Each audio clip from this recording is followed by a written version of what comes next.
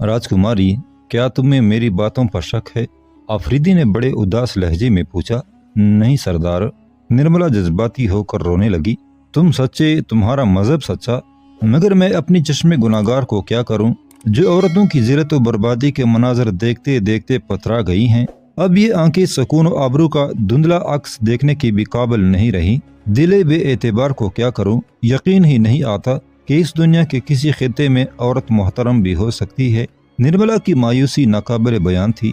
निर्मला, बस कुछ दिन और, कशमकश इंतजार खत्म हुआ चाहती है। अनकरीब मैं तुम्हें वो मनाजर दिखाऊंगा कि तुम अहले वफा से राजी हो जाओगी। आफरीदी के पलकें फिर नम होने लगी थी। काश वो दिन मेरे जिंदगी में आ जाए। निर्मला की अश्कों की रवानी कुछ और बढ़ गई थी। दिन तो क्या सरदार, बस एक ही लम्हा मेरा मुकद्दर बन जाए, मैं उसी पर क़नाअत कर लूंगी। माह साल से बहलने वाले कोई और होंगे, मुझे तो सिर्फ एक साथ चाहिए, मैं उसी साथ से मुतमईन हो जाऊंगी। राजकुमारी, तुम अपनी जिंदगी के सफर में मंजिल से इतनी मायूस क्यों हो? आफरीदी निर्मला की हिम्मत शिकन बातें सुनकर परेशान नजर आने लगा था। निर्मला ने उदास निगाहों से आफरीदी की तरफ देखा और कुछ सोचने लगी। हाँ सरदार, मैं अपनी जिंदगी से मायूस हो चुकी हूँ। निर्मला का लहजा बहुत तका सा था। अगर ज्यादा देर हो गई तो शायद मैं अपने ख्वाबों की ताबीर न देख सकूं। अब आने वालों को आ जाना चाहिए, कब तक राह दिखाएंगे? आने वाले तो आ चुके, मगर तुम जाने की बातें क्यों करती हो? आफरीदी बहुत ज्यादा दिल गिरफ्तार हो गया था। सरदार, मैंने अपने दिल के सारे बोझ उतारने में उजलत से काम लिया है। अचानक निर्मला की आंखों में शनासाई का एक अजीब सा रंग उभर आया था। मेरे पास वक्त बहुत कम है, इसलिए वो राज भी सुन लें जिसने मुझे जिंदगी से मायूस कर दिया है। ये कहते कहते निर्मला के चेहरे का रंग बदल गया और आंखों में जलने वाली मोहब्बत की कंदीलें आहिस्ता आहिस्ता बुझने लगी। मेरी पैदाइश से पहले पुतशी ने पिताजी को खबरदार कर दिया था कि वो किसी लड़के के बाप न बन सकेंगे। एक लड़की पैदा होगी जिसके दुनिया में आते ही माँ का इंतकाल हो जाएगा। राज ज्योतिषी की ये पेशगोई दुरुस्त साबित हुई। पिताजी ने मेरे मुस्तकबिल के बारे में पूछा तो जवाब दिया गया कि लड़की मुसलसल अजाबों का शिकार रहेगी। क्या तुम नजूमी के पेशनगोई पर एतबार करती हो? आफरीदी ने दरमियान में मुदाखलत करते हुए कहा। हिंदू मजहब के मानने वाले तो ज्योतिषियों के मशवरे से पहले कोई काम ही नहीं करते, इसलिए मेरा मुतासर हो जाना भी फितरी अमर था। माँ की मौत, फिर बाप का जवाल और उन पर टूटने वाले कहर सितम ने मुझे यकीन दिलाया है कि राज ज्योतिषी ठीक ही कहता था। निर्मला का लहजा अफसरदा था और चेहरे पर मायूसियों का धुआं फैलता जा रहा था। ये महज इत्तेफाक भी हो सकता है। आफरीदी ने निर्मला के जहन से तोहम परस्ती का गुबार साफ करने की कोशिश की। निर्मला ने आफरीदी के सवाल का जवाब कोई नहीं दिया और अपनी गुफ्तगू का तसलसल बरकरार रखा। मैं बचपन से एक ख्वाब देखती आ रही हूँ। ये बड़ा भयानक ख्वाब है जो मुसलसल मेरा पीछा कर रहा है। उस ख्वाब ने कभी मेरा साथ नहीं छोड़ा। कभी रोजाना और कभी दूसरे तीसरे दिन मैं वो लर्ज़ाखेज मंजर जरूर देखती हूँ जब एक सियाह फाम शख्स मेरा ताक़ुब करके मुझे अपनी गिरफ्त में ले लेता है, फिर वो मुझे तेज खंजर से ज़बह करता है। मैं अपने कत्ल होने का मंजर खामोशी से देखती रहती हूँ। वो बदसूरत शख्स मेरे जिस्म के टुकड़े कर देता है। इसके बाद वो मेरी आंखें निकालने के लिए मुझ पर झुक जाता है। जैसे ही उसका खंजर मेरी आंखों के करीब पहुंचता है, मैं चीख उठती हूँ और उस शख्स को पहचान लेती हूँ। अपना ख्वाब बयान करते हुए निर्मला का जिस्म किसी कमजोर शाख या जर्द पत्ते की मानिंद कांप रहा था। निर्मला, वो कौन शख्स है? आफरीदी जोश इज़्तिराब में उठकर खड़ा हो गया था और उसकी हालत भी निर्मला की तरह गैर होती जा रही थी। जिस्म के टुकड़े होते वक्त मैं उस शख्स को नहीं पहचानती, मगर जब वो मेरी आंखें निकालने की कोशिश करता है तो उसकी शक्ल महाराज रामदेव के चेहरे में डल जाती है। निर्मला के ख्वाब ने अली आमिर आफरीदी को एक नाकाबिल बयान अजियत में मुबतला कर दिया था। बहुत देर तक उसे महसूस होता रहा जैसे आसाब शल हो गए हों और वो क़ुव्वत गोयाई से महरूम हो गया हो। इस दौरान निर्मला भी आफरीदी की खामोशी का जायजा लेती रही। फिर जब आफरीदी के होंठों को किसी अंदाज से जुम्बुश नहीं हुई तो खुद उसने कलाम करके इस तकलीफ दे सकूत को तोड़ा। सरदार, ये मेरा ख्वाब है, मेरे गमों का एक तारीक मंजर, मेरे अंजाम का एक धुंधला सा नक्श, मेरी जानब तकदीर का एक मुबहिम इशारा। आप क्यों परेशान होते हैं? निर्मला ने अपने लहजे को खुशगवार बनाने की एक नाकाम सी कोशिश की।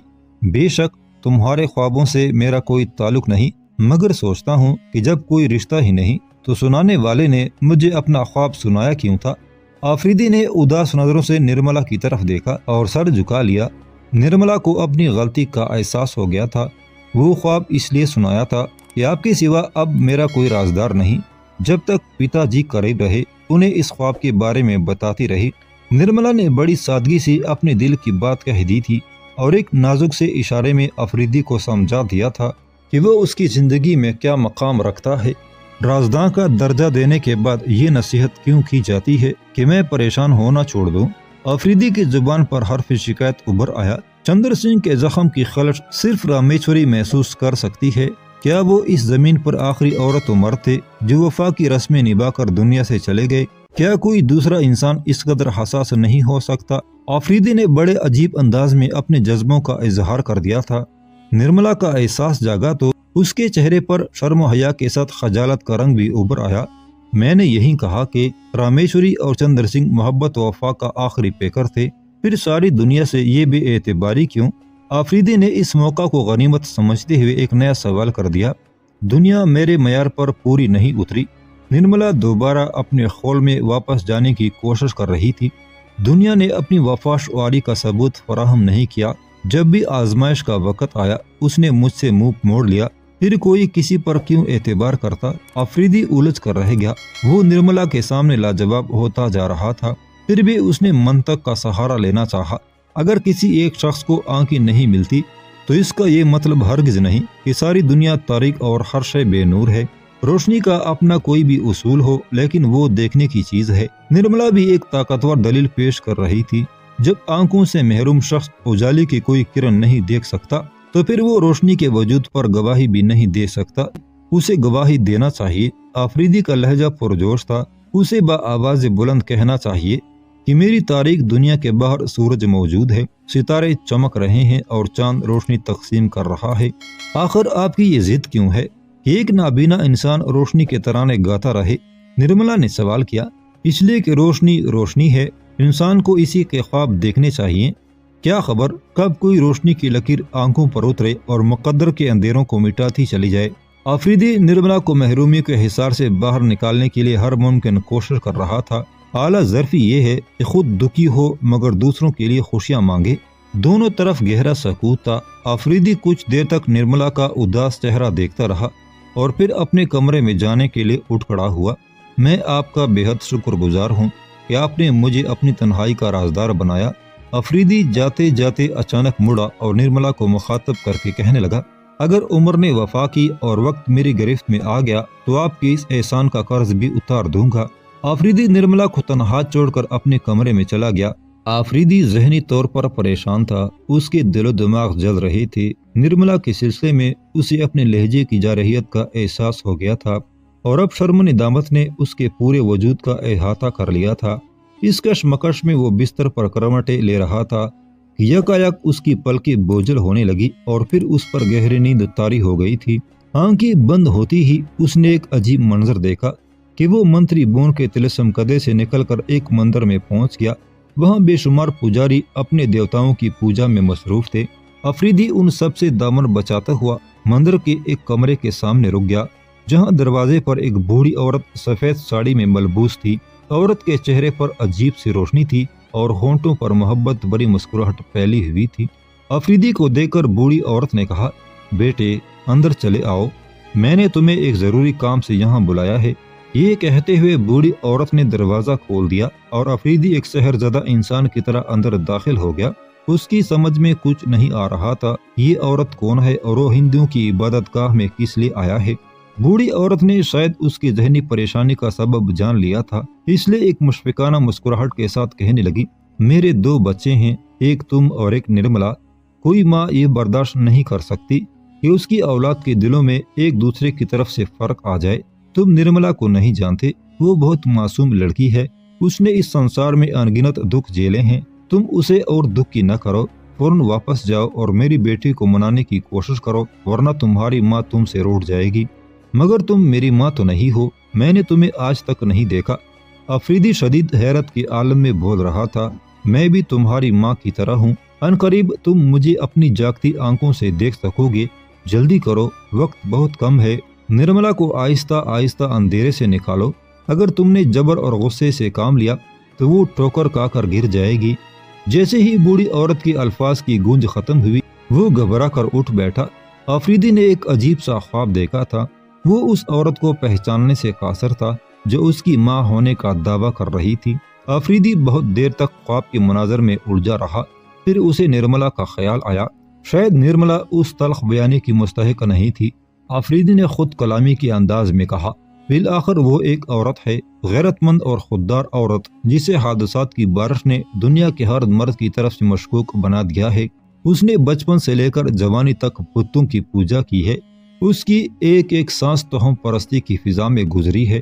اس کا پورا ماحول گمراہ کن عقائد کے اندھیروں میں ڈوبا ہوا ہے۔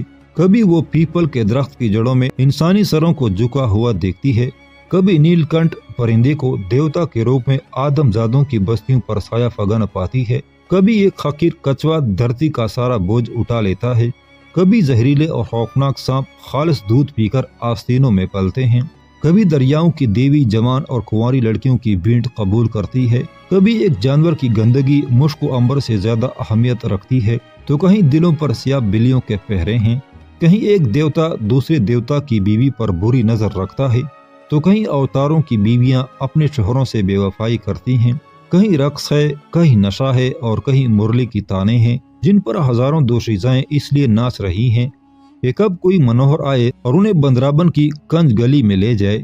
علی عامر آفریدی کا ذہن چتوڑ کی تہذیب کے ایک ایک گوشے کو بے نقاب کر رہا تھا۔ پھر اگر نرملا بھی ستارہ پرست ہے تو اس میں اس کا کیا قصور ہے؟ ابھی حلقہ اسلام میں نرملا کی حیثیت اس بچی سے زیادہ نہیں جس نے پورے اعتماد اور استقامت کے ساتھ اپنے پیروں پر کھڑا ہونا بھی نہیں سیکھا ہے۔ پھر وہ زندگی کے سفر میں تیز رفتاری کے ساتھ کس طرح چل سکتی ہے؟ آفریدی کو ہوش سا آ گیا اور وہ دوبارہ نرملا کے کمرے میں داخل ہوا اور نرملا کو مخاطب کر کے بولا، اگر تم اسی طرح روتی رہی تو ایک دن آفریدی ضرور غرق ہو جائے گا۔ پھر کہنے والے کہیں گے کہ جسے ملک کافور کی سازشیں، رام دیو کی عیاریاں اور رانی پدمنی کا تشدد نہ ڈبو سکا، وہ ایک نازک مزاج اور ضدی لڑکی کے آنسوں میں ڈوب گیا۔ آپ ان لوگوں کو یہ نہیں بتائیں گے کہ وہ لڑکی کیوں روتی تھی اور اسے یہ آنسوں کس نے بخشے تھے؟ نرملا نے سسکتے ہوئے لہجے میں کہا، دنیا آنسوں کی خریدار نہیں، وہ صرف کہوں کی تاجر ہے اور ان کا ہی مول لگاتی ہے۔ آفریدی کی سنجیدگی بڑھتی جا رہی تھی۔ ہمیں اشکوں کو اپنی ہی گوشہ چشم میں قید رکھنا چاہیے۔ جب بھی یہ آزاد ہوں گے اسی دن رونے والوں کو تماشا بنا ڈالیں گے۔ سردار، آپ سے بھی میرے آنسو برداشت نہیں ہوتے؟ نرملا نے عجیب معصومیت سے پوچھا۔ تم بھول رہی ہو نرملا، آفریدی نے کہا، وہ میں ہی تو تھا جس نے ایک روز تم سے کہا تھا کہ اپنے سارے آنسو میرے دامن میں جذب کر دو، مگر مجھ سے راجپوت مردوں کی صفاقیوں کا انتقام نہ لو۔ اگر میں تمہارا حرف اعتبار نہیں تو مجھے مٹا دو، لیکن انسانیت پر اتنا شک نہ کرو کہ آنے والوں کے لیے تمام راستے ہی بند ہو جائیں۔ یہ غلط ہے سردار، یہ غلط ہے۔ نرملا گھبرا کر تیز لہجے میں بولی، میں نے ایک لمحے کے لیے بھی آپ کو بے اعتبار نہیں سمجھا۔ خدا مجھے اس دن کے لیے زندہ نہ رکھے جب میں آپ پر شک کروں۔ ایک بار پھر نرملا کے آنسو بہنے لگے تھے۔ فضا پر جذبات کی دھند چھانے لگی تو آفریدی نے کھانے کی طرف اشارہ کیا۔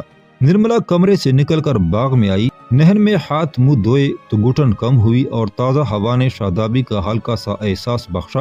کھانے کے بعد آفریدی نے اسی خواب کا ذکر دوبارہ چھیڑ دیا جس نے نرملا کو ایک عذاب میں مبتلا کر دیا تھا۔ اسے جانے دیجیے سردار، اب میں کبھی آپ کو اپنا خواب پریشان سنا کر آزادہ نہیں کروں گی۔ نرملا گریز اختیار کر رہی تھی۔ میں تمہیں ماضی کی اس رہ گزر پر لے جانا نہیں چاہتا جو دکھوں کے کانٹوں سے بری ہوئی ہے، مگر پھر بھی اپنے خواب کی کچھ اور تفصیلات بتاؤ۔ آفریدی نے کچھ سوچتے ہوئے کہا، کیا تم بچپن سے رام دیو کو جانتی ہو؟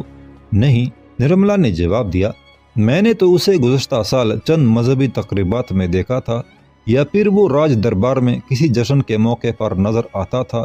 یہ جاننے کے بعد کہ رام دیو چتوڑ کا سب سے بڑا گیانی ہے، مجھے اسے کسی حد تک عقیدت ہو گئی تھی، مگر جب پتا جی اور اس کے درمیان اختلافات پیدا ہوئے تو یہ راز کھلا کہ وہ دھرم کی نقاب پہن کر کیسی کیسی شوبدہ بازیاں دکھاتا ہے۔ پھر مجھے اس سے نفرت ہو گئی۔ اس نفرت کے بعد وہ تمہیں خوابوں میں دکھائی دیا؟ آفریدی نے ایک اور سوال کیا۔ اس سے بہت پہلے وہ مجھے خوابوں میں نظر آتا تھا، مگر میں اسے پہچانتی نہیں تھی، نرملا نے وضاحت کرتے ہوئے کہا۔ ایک دن اچانک میں نے محسوس کیا کہ مجھے قتل کرنے والے اس کریہ المنظر انسان کا چہرہ رام دیو سے ملتا ہے۔ میں نے صبح بیدار ہوتی ہی پتا جی کے سامنے اپنا خواب بیان کر دیا۔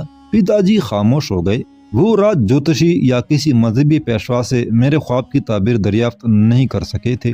رام دیو راجہ رتن سنگھ اور رانی پدمنی کے دلوں پر حکومت کرتا تھا۔ اس خوف سے پتا جی مجھے خاموش رہنے کی تلقین کرتے رہے کہ کہیں میری زبان پر رام دیو کا نام نہ آ جائے اور پھر ایک نئی قیامت ٹوٹ پڑے۔ پتا جی کا خیال تھا کہ میرے دل میں رام دیو کے لیے نفرت کے جذبات پوشیدہ ہیں اور وہی نفرت خوابوں میں ڈل کر سامنے آ جاتی ہے۔ میں نے انہیں سمجھانے کی بہت کوشش کی کہ یہ چہرہ بچپن سے میرا تعاقب کر رہا ہے، مگر وقت نے میرے باپ کو اتنی مہلت نہ دی کہ وہ اپنی بیٹی کے اس بھیانک خواب کا راز معلوم کر سکتے۔ میرے خیال میں مہا منتری کا اندازہ درست تھا۔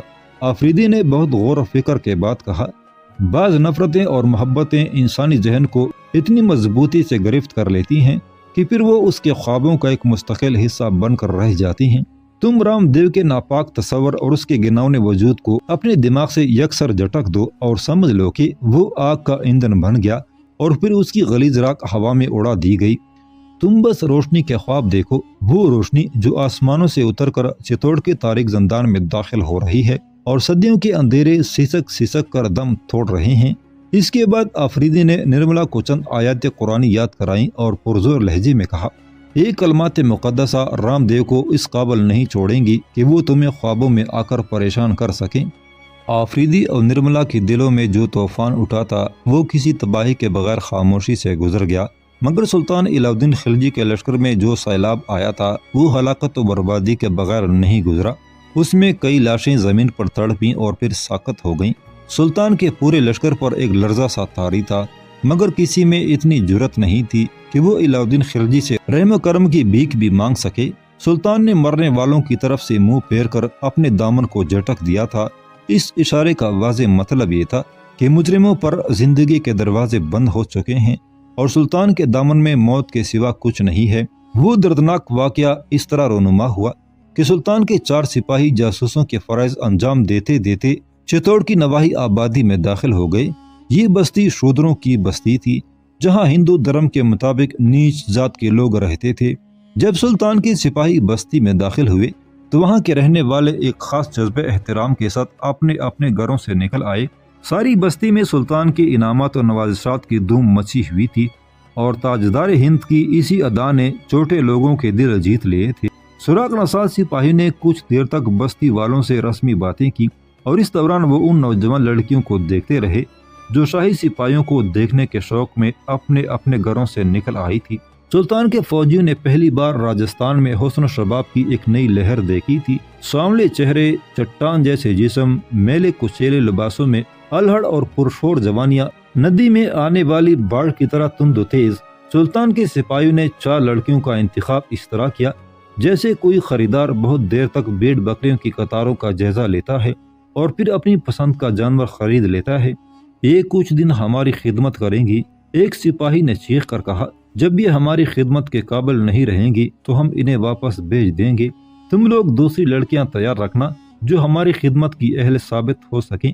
بستی والوں نے یہ جابرانہ حکم سن کر سر جھکا لیے۔ سپاہی نے غریبوں کی بستی کے ترسے ہوئے لوگوں کو مطمئن کرنے کے لیے کہا، ہم اس شہنشاہ کے سپاہی ہیں جو تمہاری تقدیروں کا مالک ہے۔ تم نہیں جانتے کہ ہماری بخشش کے انداز کیسے نرالے ہیں۔ تم یہاں تک آسودہ ہو جاؤ گے کہ تمہارے گھر بھر جائیں گے۔ بستی والوں کے چہروں پر اطمینان کی لہر دوڑ گئی۔ ان لڑکیوں کے باپ کہاں ہیں؟ تیسرے سپاہی نے بلند آواز میں ان بدنصیب انسانوں کو پکارا جن کی آبرو کا سودا ہو رہا تھا۔ سپاہی کے الفاظ کی گونج ختم ہوتی ہی 4 آدمی آگے بڑھے جن کے جسموں پر کپڑوں کے نام پر چیتڑے جھول رہے تھے اور زندگی کے مسائل جریوں کی شکل میں پورے چہرے پر بکھرے ہوئے تھے۔ چوتھا سپاہی اس طرح آگے بڑھا جیسے وہ اپنے پیروں کے نیچے دبی ہوئی کسی چیز کو مسل رہا ہو۔ اگر سلطان کو خبر ہو جائے کہ تمہاری لڑکیوں نے ہماری خدمت کی ہے تو تم صاف انکار کر دینا۔ سپاہی نے بوڑھے کے سینے پر اس طرح ہاتھ مارا کہ وہ لڑکھڑا گیا اور زمین پر گرتے گرتے بچا۔ پربھو، اس چیز کا انکار؟ بوڑھے باپ نے دونوں ہاتھ جوڑتے ہوئے کہا، سلطان سے کہہ دینا کہ ہم یہاں نہیں آئے تھے۔ علاء الدین خلجی کے سپاہی نے گرجتے ہوئے کہا، سلطان کے سامنے کھلے الفاظ میں اقرار کرنا کہ تم لوگ خود اپنی لڑکیوں کو لے کر ہماری خدمت میں حاضر ہوئے تھے۔ جبر و اقتدار نے مظلوموں سے تڑپنے اور فریاد فغاں کا حق بھی چھین لیا تھا۔ ایسا ہی ہوگا داتا، ایسا ہی ہوگا۔ بوڑھے نے جھک کر سپاہی کے پیروں پر اپنا سر رکھ دیا۔ ہمارے لیے کوئی انوکھی بات نہیں، ہم تو ایسا کرتے ہی آئے ہیں۔ بڑے لوگ ہماری کنیاؤں کو اسی طرح چھین کر لے جاتے ہیں، اور جب ہم سے کوئی پوچھتا ہے تو کہہ دیتے ہیں کہ خود ہم نے اپنی بیٹیوں کو سجا کر ان کی سیوا کے لیے بھیجا تھا۔